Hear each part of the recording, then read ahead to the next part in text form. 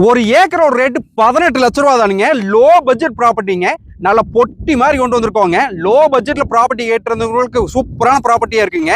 ஒரு ஏக்கரோட ரேட் மொத்தமாவே 18 லட்ச ரூபா தானுங்க. நல்ல தடவழியோட சூப்பரான ப்ராப்பர்ட்டி தான் இன்னைக்கு சேல்ஸுக்கு வந்திருக்குங்க. நம்ம சத்தியமங்கலத்துல இருந்துங்க ஒரு 25 கிலோமீட்டர் தூரத்துல இந்த பூமி அமைஞ்சிருக்குங்க.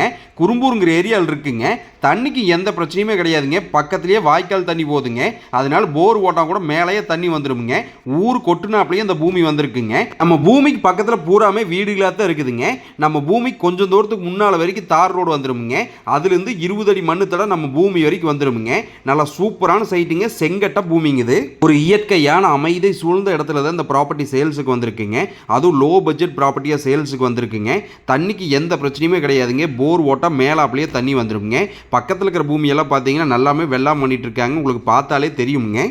லோ பட்ஜெட்டில் அருமையான ப்ராப்பர்ட்டியாக நீங்கள் சேல்ஸுக்கு வந்திருக்கீங்க. ஒரு லோ பட்ஜெட்டில் நிறைய பேர் இடம் தேடிட்டு இருப்பீங்க. தேடிட்டு இருக்கிறவங்களுக்கு கண்டிப்பாக இந்த ப்ராப்பர்ட்டி செட் ஆகுங்க. ஒரு இன்வெஸ்ட்மெண்ட் பண்ணி வைக்கிறக்கோ இல்லை வருங்கால சந்ததிகளுக்கு இடம் வாங்கி வைக்கணும்னு நினச்சாலும் இந்த ப்ராப்பர்ட்டி கண்டிப்பாக உங்களுக்கு செட் ஆகுங்க.